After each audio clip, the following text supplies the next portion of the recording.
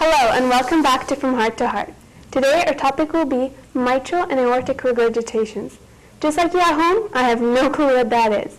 So let's ask Dr. Moheb Ibrahim about this. Hello, Mireille. We probably talked previously in previous episodes about the function of the valves in the heart. They are basically structures that keep the blood flowing in one direction and prevent the blood from going back again. And we have 4 valves in the heart. We have 2 on the right side and 2 on the left side. And mitral valve is basically the valve that guards the gate between the left receiving chamber, that's the left atrium, and the left pumping chamber, that's the left ventricle. The aortic valve is a valve that guards the gate between the left pumping chamber, that's the left ventricle, and the aorta. And in this episode, probably we'll focus on mitral regurgitation, because eventually the effect of regurgitation is almost the same in both cases. And regurgitation means the blood goes back. Instead of going forward, it goes back. And in case of mitral regurgitation, it means that the blood goes from the left receiving chamber, that is the atrium, to the left ventricle, that's the left pumping chamber. And then when the left ventricle contracts, part of this blood goes back again into the left atrium. So it goes in more than one direction when it's not supposed to do that? Absolutely. And I would like you, before we talk about the effects of regurgitation, I would like you to see the beautiful structure of a normal mitral valve. And you will watch in this next video clip the mitral valve opening and closing in a normal heart. So it's a real mitral valve? It's a real mitral valve and it's a real heart. And the fascinating way that this is structured is by getting a normal human heart that's connected to tubings, simulating the circulatory system, that's the blood vessels in the human body, and using clear fluid instead of blood. So you will see the heart pumping and the valves are opening and closing in a normal fashion, and a video camera filming the motion of the valves in a very similar way to what happens in a human body. And this project was done by, it can't be done on your own, this was done by? No, that is done by the University of Minnesota, and it's a project called the Visible Heart. And you are going to watch now the mitral valve, normal mitral valve in a normal heart, and let us watch it.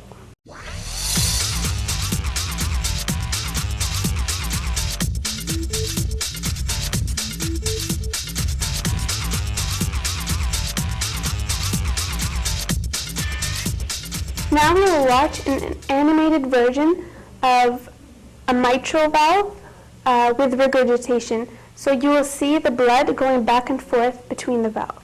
Between the left receiving chamber and the left pumping chamber.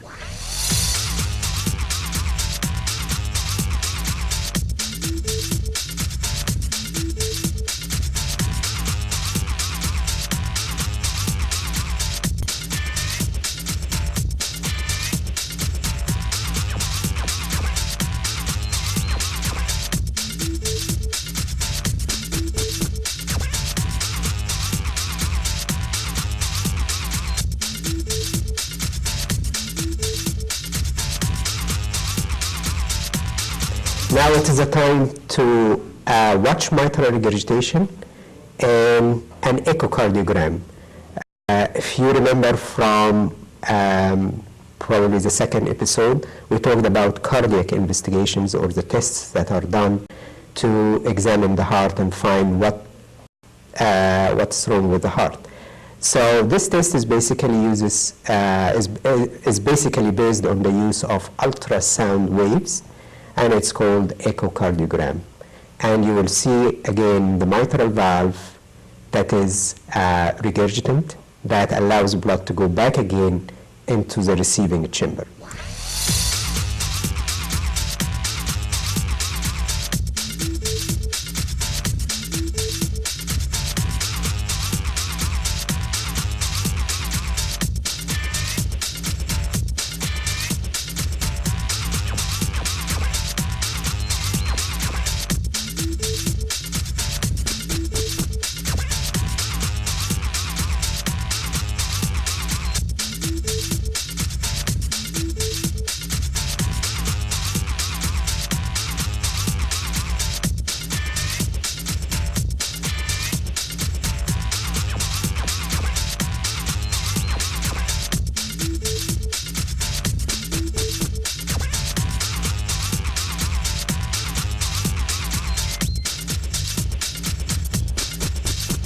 What is the harm of regurgitation?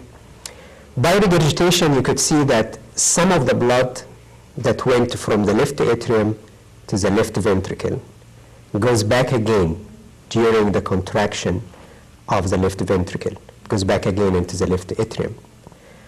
And this blood will be passed on from the left atrium to the left ventricle the next heart cycle. So this means that the heart, the left ventricle, will receive the usual amount of blood that it usually receives each heart cycle, in addition to the regurgitant volume, or the amount of blood that went back So it gets more blood than it's supposed to? Absolutely. Okay. So at the beginning, the left pumping chamber tries to accommodate to this increased volume load. So it's more load coming to the left ventricle. So it tries to accommodate to that by enlarging, to accommodate the increased volume of blood. Okay. And it pumps it into the aorta, into the rest of the body. However, as the time goes by, more and more blood goes back to the left atrium, and then only to be passed again to the left ventricle with the next heart cycle. And the heart keeps enlarging and enlarging until it comes the time when just the left ventricle cannot adapt anymore. And then we get what we call heart failure. The heart fails to pump all the blood that it gets into the rest of the body. What can we get for our spiritual side? From the spiritual side, this reminds me with people who in their relation with God, they keep going forward and then backward again, forward and backward again. They lead a kind of dual life depending on the circumstances. If they go out with bad friends and friends of bad influence, they just do what their friends do. And then they go to the church, and then they try to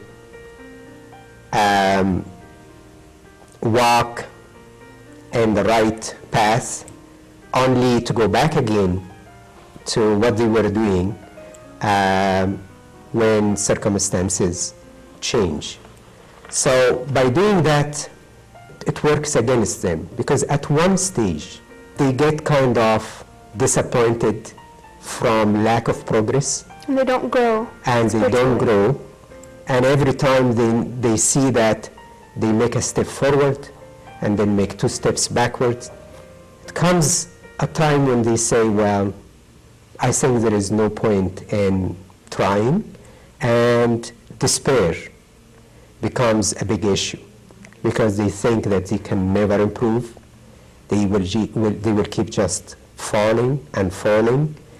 And as I said, the devil would use that to just destroy them completely. And that's when spiritual hearts fails. Absolutely. In 1 Kings, chapter 18, verse 21, it says, "How long will you falter between two opinions? If the Lord is God, follow him. But if Baal, follow him." So Elijah warned us with this lifestyle by saying that verse, and it applies a lot to... Absolutely. The people of Israel, they would walk with God for a little while, and then they just deviate from the spiritual path, and then they worship idols.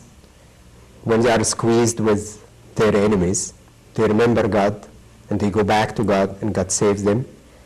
And then only this lasts for a few years or so, and they are back again. It's the same, like as I mentioned. Many of us, they just falter between the devil's path and between the righteous path. They cannot make up their minds.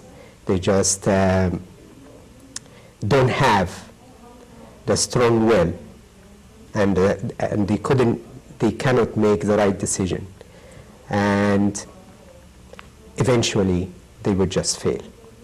So don't leave yourself pending on many opinions. Pick one and be confident about it. We don't want to be like the person St. James describes in the book of James, chapter 1, verse 6, when he says, "For he who doubts is like a wave at the sea, driven and tossed by the wind. For let not that man suppose that he will receive anything from the Lord. He is a double-minded man, unstable in all ways." Make up your minds, make right and confident decisions, and we'll see you next time on From Heart to Heart.